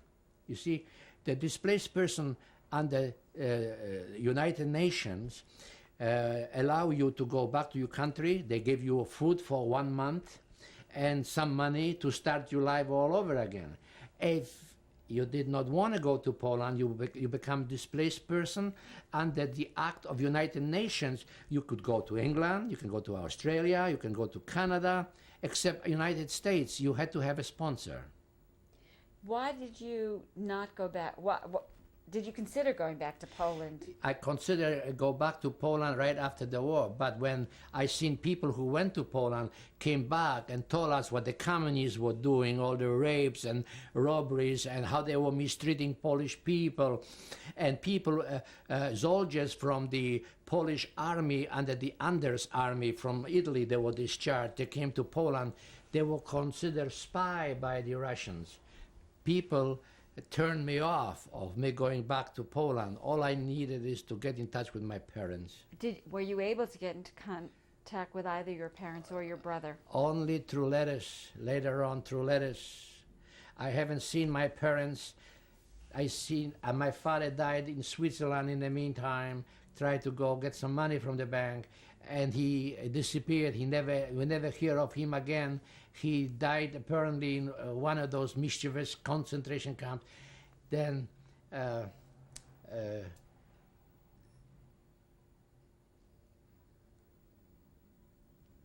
transportation was so bad during the right aftermath that there was no connections with Poland via telephone or via trains. So I decided to stay in Germany. Being a displaced person, we received clothes from United States of America, packages and all that. We thought we hit the jackpot, you see. But in the meantime, we tried to go to different country, and I was the advantageous type. I wanted to see United States someday. Since I could not go to America because I had no living relations in America, I went to England first. Once in England, in 1950-51, I started writing to the Catholic organizations in New York, and they sponsored me. So I had to pay my own passage, and I was going to book a plane at that time. What were you doing? But after you left Germany, you went to England. To England and first. And what kind of work did you do there? Oh, in England, I worked at the gas company first. We were cleaning filters. It was a dirty job, but there was a paycheck every week. In the meantime, I found out another company by the name Paladin Trailer Company. I learned how to assemble camping trailers on piecework. You get so much money per every assemble. Me and my friend Johnny, who's still in England right now, we communicate. That was my job in England till I received a word that I was able to go to United States. All I had to do was pass my physical examination, receive passport, and pay my own passage. So I was gonna fly over it. King George died at that time when I was making passage to go to United States. And the plane cost so much money, like 156 pounds or something. And I didn't have that much money. But the girl in the travel agency, she says, Mr. Mikols, we have one bed only, second class on a Queen Mary. Would you be interested? I says, my God, would I be interested? Yes. So I came over on a Queen Mary to New York. On a Queen Mary, I met a couple of Jewish people. Somehow I've always run to Jewish people. They're the first ones who helped me in Hampton. They come from Hampton, New Hampshire. The name was Henry Weber. I met them on the Queen Mary. They promised me a job and a home to stay till I get on my feet, you see. And that's why I stuck by them. When I came from Staten Island there, back to meet them, took the 2.5 hours by the time they released me from over there. They waited for me. They booked a hotel for me overnight. They stayed in the cousins. They have cousins in New York. And in the morning, they got the car from parking where they storage the car. And we were traveling in from New York. While in New York, I was walking Broadway. I see those skyscrapers, and I start to cry from happiness, because I says, gee, my dream come true. You know, here I am in the middle of New York and enjoying the taxis and all the people around, and wherever I look, I see 50 feet in the sky, a guy washes the window. I couldn't understand that, you know. Next morning, Mr. Weber and Mrs. Weber told me, here's the address, here's the money for taxi, and when you get up from the hotel, you go have a breakfast, and you take the taxi, you come on this address. We'll be waiting for you. And so it happened. So I came in with a taxi, and he was looking for tip, but I didn't have enough money for tip. I said, just come to the country. I spoke with a Polish Russian accent, you know. And he says, okay. And I waited. They come meet me. We came in with a car to Boston, you know. And all the time I keep looking. I said, gee, where's those skyscrapers? I thought the whole United States was nothing but skyscrapers, you know. It's a fantasy still in my life, in my head, you know, that I dreamed about it. So finally we came to Boston. We stay overnight. They have a famous lawyer to the Webers. He's in Boston here, you see. And we met them. And that's what I meant about dozen rabbis. There was a big table, about 24 people, food to the glories, and they asked me all kind of questions, and they start talking Jewish. What kinds of questions were they asking Well, you? where I'm from, and how I come here to America. They wanted to see here how things are in England, what the market and housing properties worth. Were they asking you about your experiences in the war? No, because Mrs. Weber didn't know too much about me either. They just hear that he's a Holocaust survivor. You see, we didn't have a chance to explore and talk about everything that I'm telling you now, you see. And you said there was a lawyer in Boston. Yes. Who was the lawyer? Do you remember the lawyer's name? I can find out through Mr. Weber's son, who they related, you see. But what was the purpose of the lawyer, and why did they bring you to all those rabbis? Well, the lawyer was Mrs. Weber's sister's husband. And why were you meeting with him? Because we came from New York, and it was getting late, and they were waiting as a receptions, because this Mr. Weber was an antique dealer. He had business throughout Hampton areas, beaches, and so forth. And he went, his purpose to go to Europe, he went to France, France, Italy, and England. He bought half of the size of this room, boxes full of antiques, which he was auctioneer, see? And he was coming back on a Queen Mary from England. That's why I met the Webers. And they stopped in New York overnight first. The second trip was Boston destinations. They were already waiting for them with a big, they were all business people and stuff like that. And then the next morning we left Boston for Hampton, New Hampshire. This is, even the houses were even smaller than. So I was surprised, but I get used to. I had my first haircut in Hampton, New Hampshire. Mrs. Weber didn't like it because they spoiled my hair. I was little spivvy when I came in from England, you know, speak the dialects and so forth, yeah. So I was very grateful that the Jewish family seen in their heart to give me the first break. I always cherish that. And that was kind of a beginning of my new life in America. And what did you do in Hampton, New Hampshire? Well, I paint for them the cabinets. I stripped furniture from Vanish so he could resell it, you know. I was very helpful to him. They could not pay me much, but I just wanted the room and board. That's all, to help him out. In the meantime, I met a British family in Hampton, New Hampshire. They were related to Dale Blackton from Merrimack, who employed carpenters, and he offered me a job, you know, so much per hour, $1 an hour at the time I was getting, you know.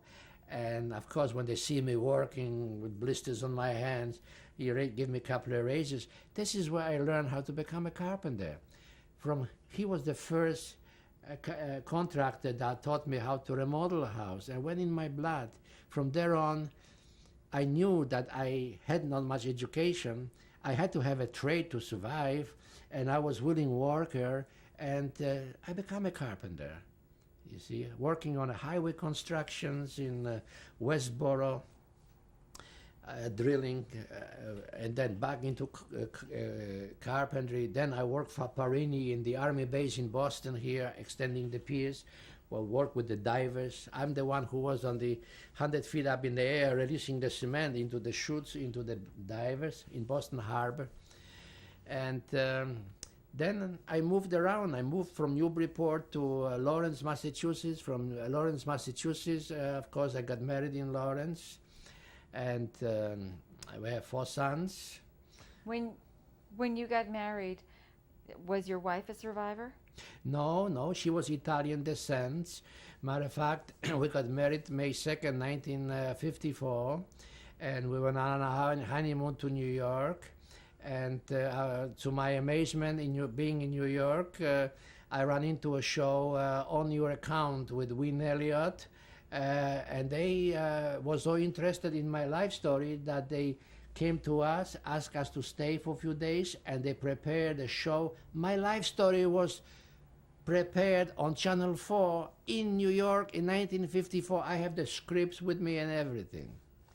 When you met your wife, who is American, did you share with her all that you had been through? Oh, yes, but at that time, you see, the funny part about concentration camp, even in England, when you're at a concentration camp, you don't even want to tell everybody that you are a prisoner.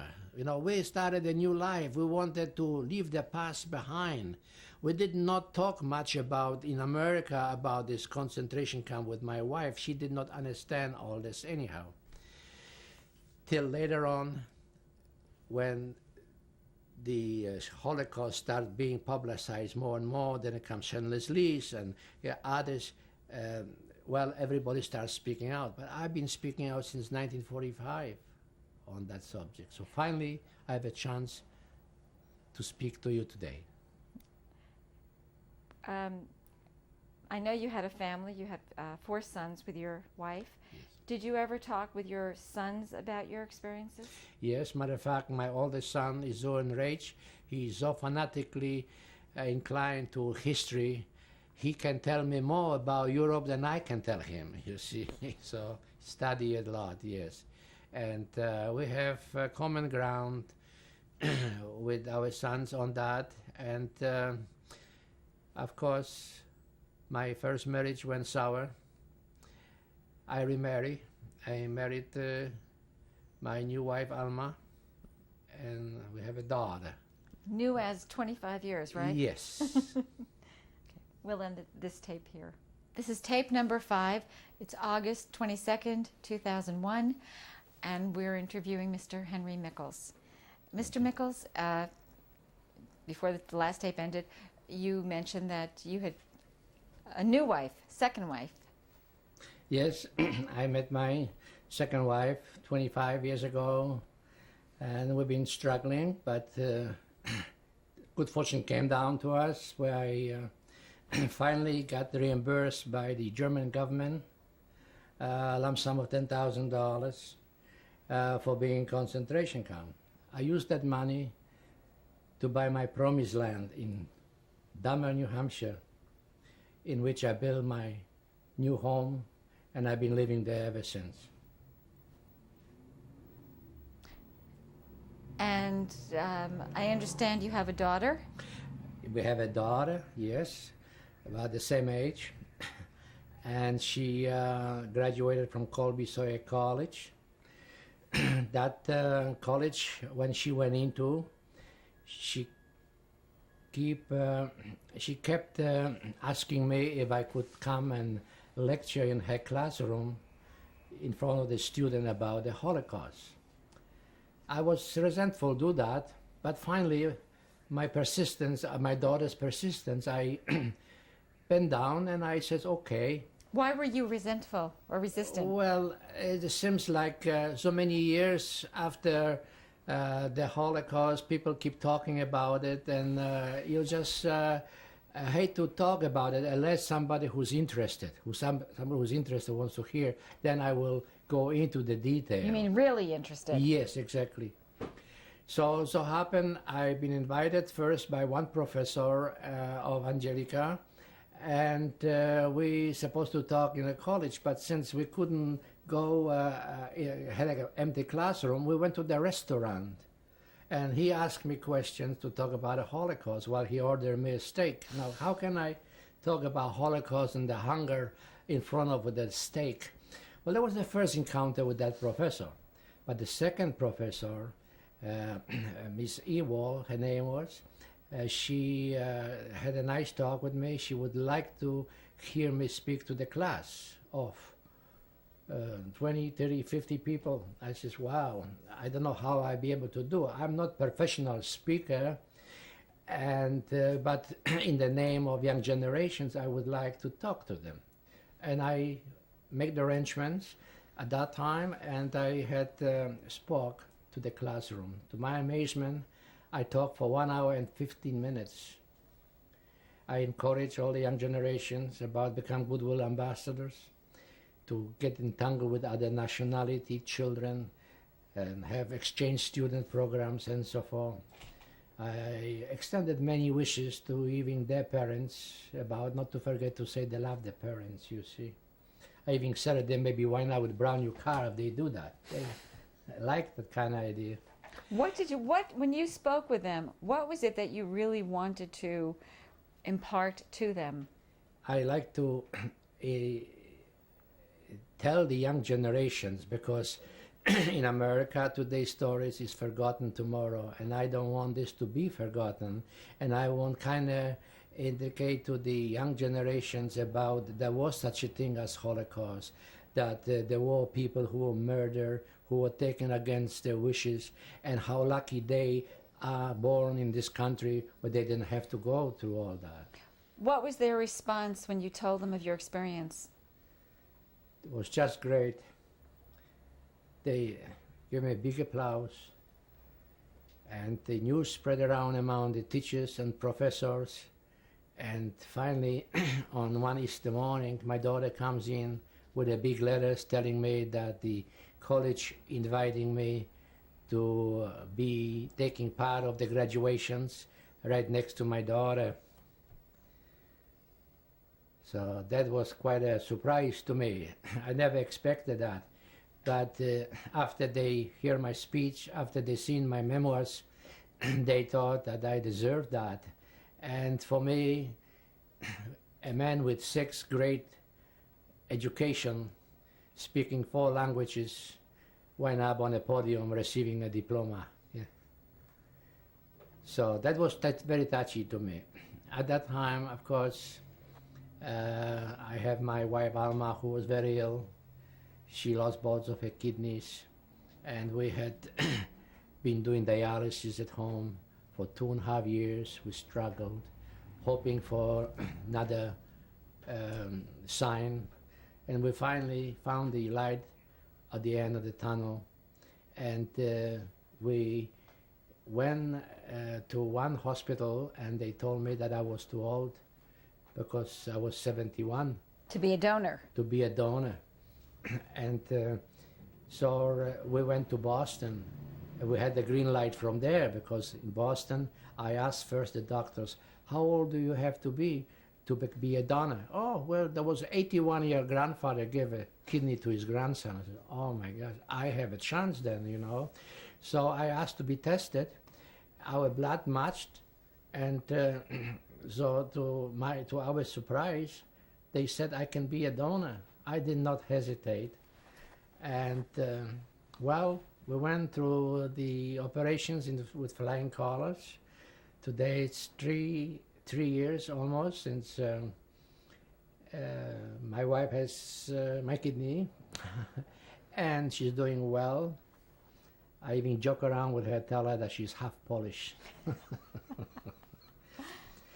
That's all about me so far, and I'd like to thank the Shoah Foundation for give me the opportunity to be televised in such a manner where I can be able to express my past and future thoughts. And occasionally I wonder why I survive. Who knows? Maybe I'm one of the chosen ones.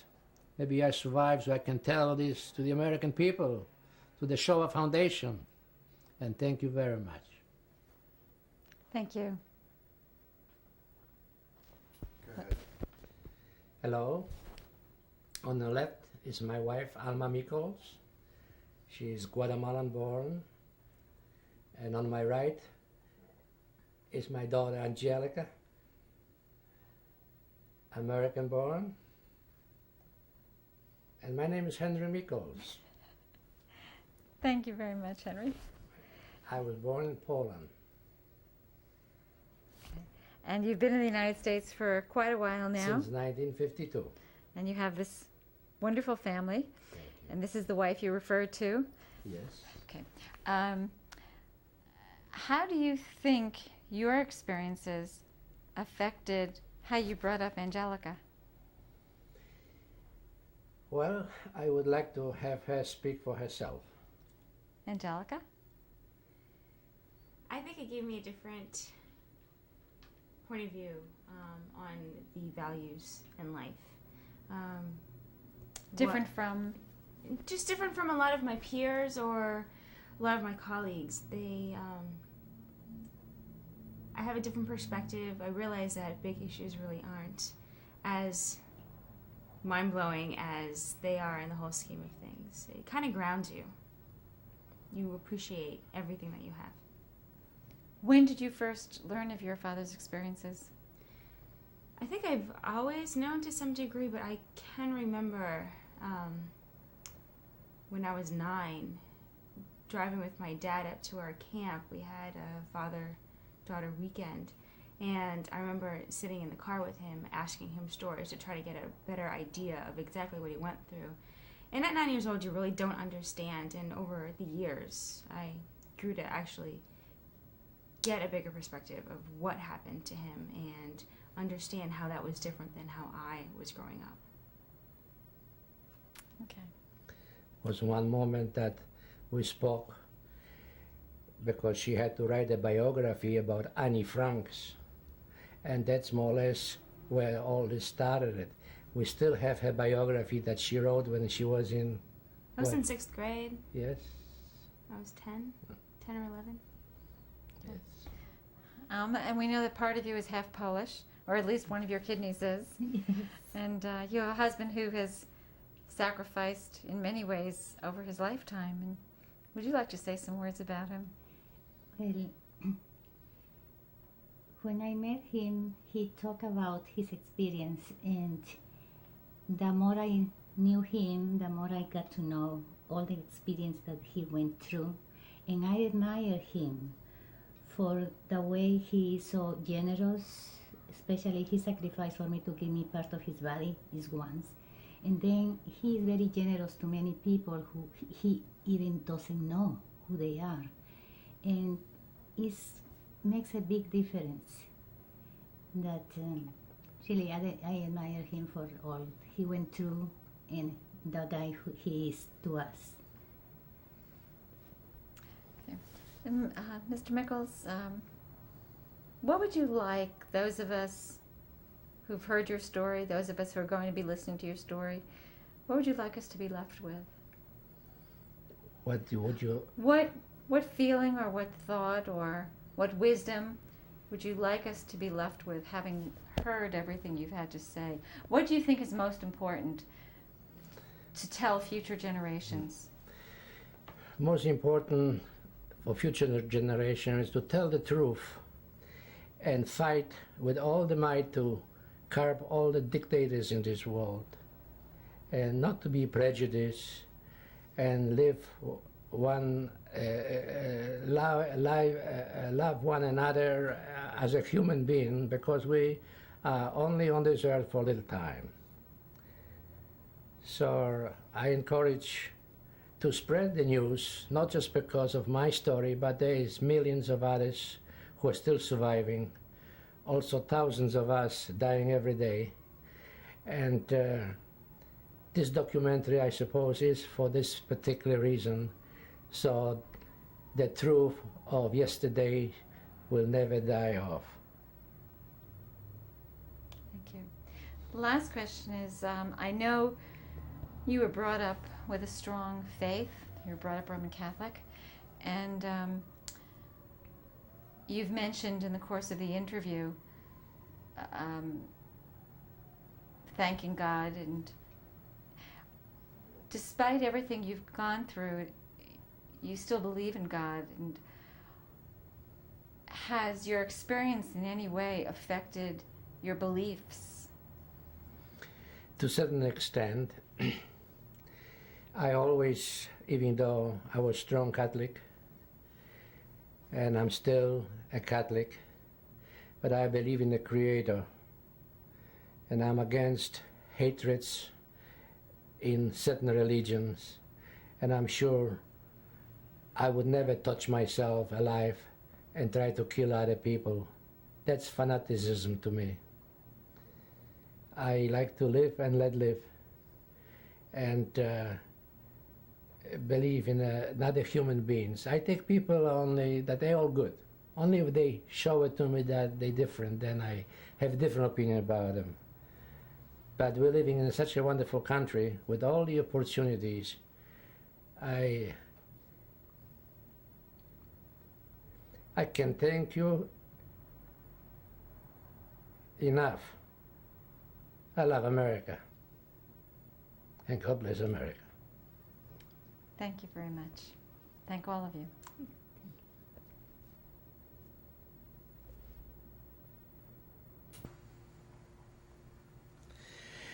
This picture was taken in Poznań, Poland in 1926. It is my first Christmas with the Christmas tree behind. On the right is my father, Stanley Mikolajczak. On the left is my mother, Joanna Mikolajczak. And my name, which is now Henry Mikols, is in the middle. I'm 1 year old.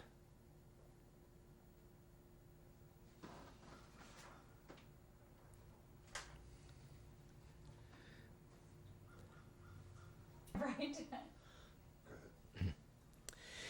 This is a picture of my father, Stanisław Mikolajczak, taken about 1937 in Poznań, Poland. The only souvenir I have from him.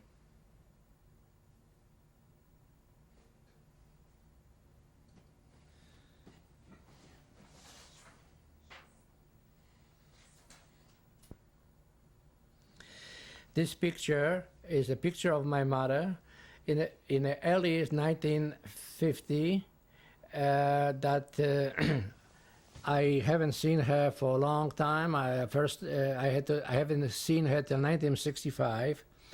At that time, she could not leave my country because my country was occupied by Russians, and they had Stalin wouldn't allow her to come out of the country. So I had to wait till 1965 to meet her in the United States for the first time since the war. Her name is Joanna Mikolajczak, born in Poznań, Poland, and she is my mother.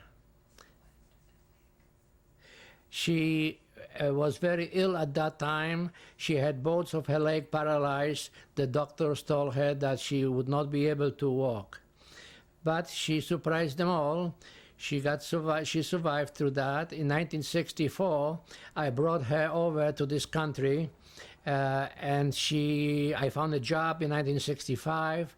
She worked for the hospital, Lawrence Hospital, General Lawrence Hospital in Lawrence, and she worked there for up to 1971.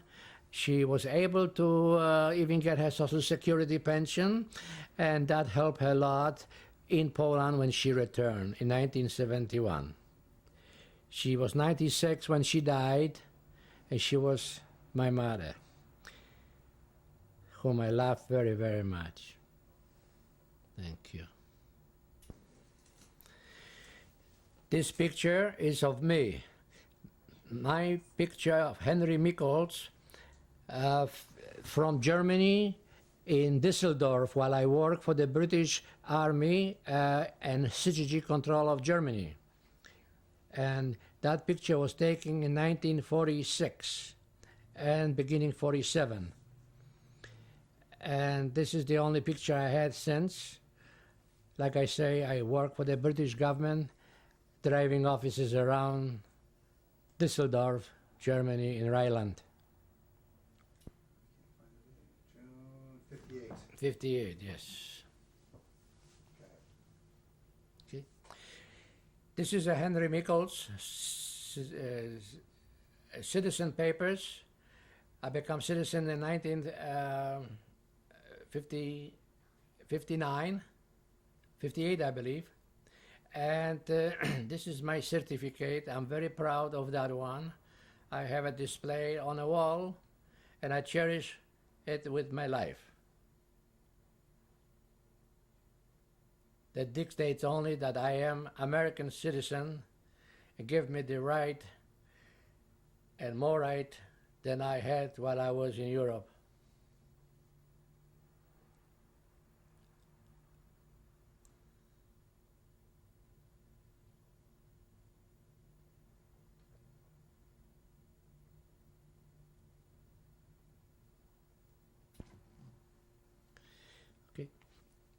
This picture is of Henry Mikols, myself, of course. Was taken in 1965 when I went to Poland for the first time since the war. And I happened to visit the town of Zakopane, which is the mountains that border Czechoslovakia. And I have this portrait made to my liking. It's before I was wearing glasses. And I'm very proud of the picture too, that represents the mountaineers with the original uniform and a fancy hat. Okay. This picture are Mikols' family, my 4 sons. On my left is my son, the oldest son, Stanley Mikols. In the middle is my third older, Robert Mikols. On the right is Salvatore Mikols, and the little one on a horse is my son Joey Mikols. Those are my 4 sons.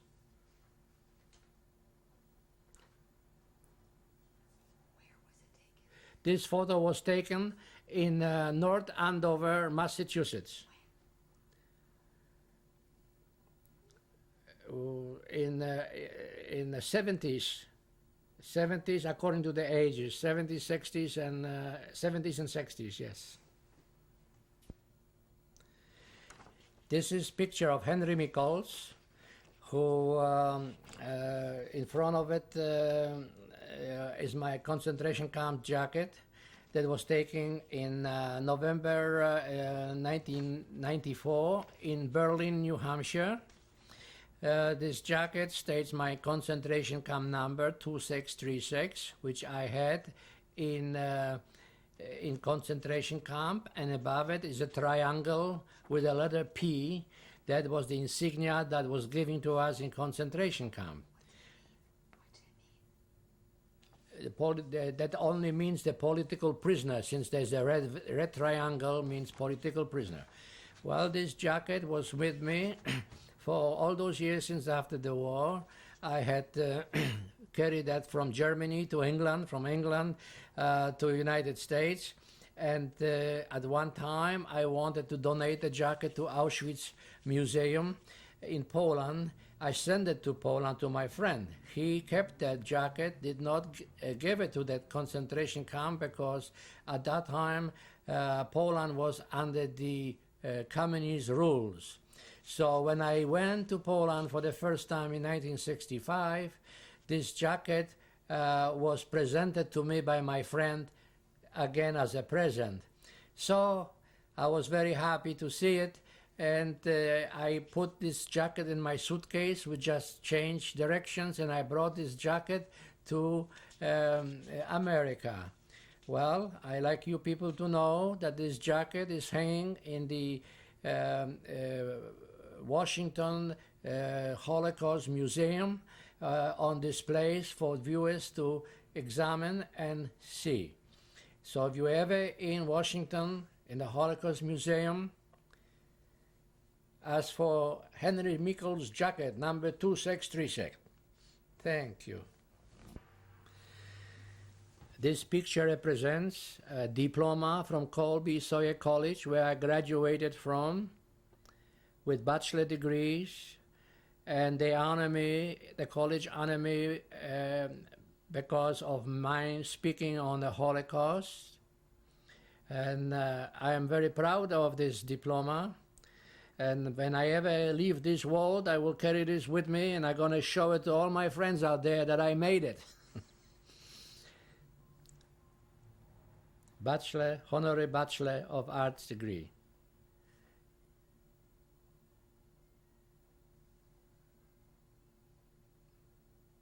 In 1997, the year of it.